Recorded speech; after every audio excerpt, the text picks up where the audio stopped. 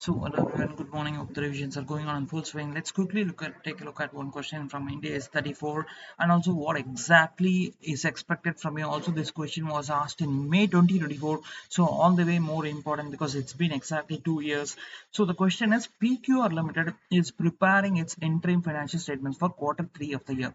How the following transactions and events should be dealt with while preparing its interim financials? First one is it makes employer contributions to government sponsored insurance funds that are assessed on an annual basis. During Q1 and Q2, large amounts of payments for this contribution were made, while during the Q3, minor payments were made since contribution is made up to a certain maximum level of earnings for employee, and hence for higher income employees the maximum income reaches before year end. Next is the entity intends to incur major repair and renovation expense for the office building. For this purpose, it has started seeking quotations from vendors. It has also tentatively identified a vendor and expected cost that will be incurred for this week. So it has intended, it has identified, that is the catch in this. Next is the company has a practice of declaring bonus of 10% of its annual operating profits every year. It has a history of doing so. So first thing in this kind of questions is what happens is you will immediately start going with the answer, but what is expected is you need to prove to the examiner that you know the provisions of Ind AS 34. Then you should start addressing given question. So let's quickly see what exactly I meant by that point. So if you see in this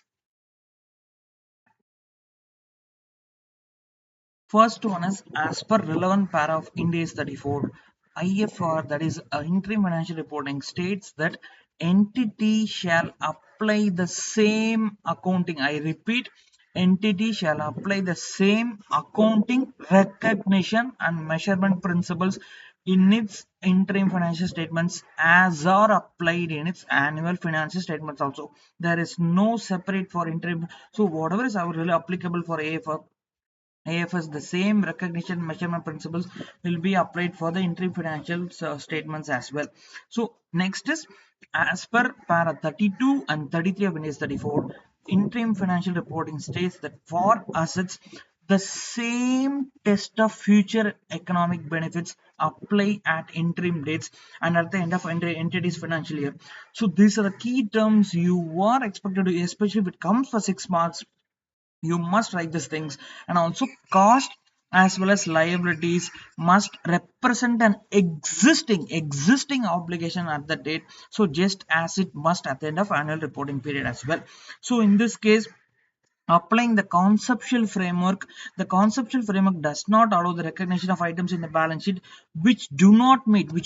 See, first one we were seeing the answer from Ind AS 34 angle. Now the conceptual framework has been brought in, so two concepts are applied. So conceptual framework does not allow recognition of items in balance sheet which do not meet the definition of assets or liabilities. So if you give this background and start the answer, your answer will automatically add a lot of value and you will not lose a single mark. So now applying the above guidance in this question, if employer contribution to government sponsored insurance funds are assessed on annual basis, so the employer's related expense is recognized using, listen carefully, this is the key term for this first answer, is recognized using estimated average annual effective contribution rate.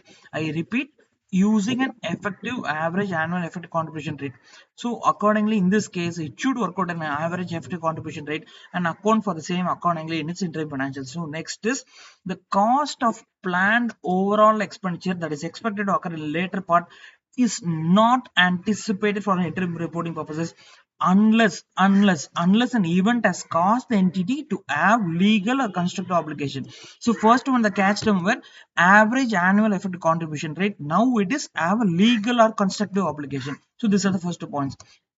Next, lastly, bonus aspect. A bonus is anticipated for interim reporting purposes or if and only if the bonus is a legal obligation or past practice, and also a reliable estimate of the obligation can be made. So these are the various things. So first one is we address the concepts of Ind AS 34 angle, then the conceptual framework, then the catch terms, that is the average effective annual contribution rate, then to have a legal or constructive obligation, also reliable estimate the bonus amounts to be paid. So in this case, since the company has past record of declaring annual bonus every year, so the same may be accrued using a reasonable estimate applying Ind AS 19.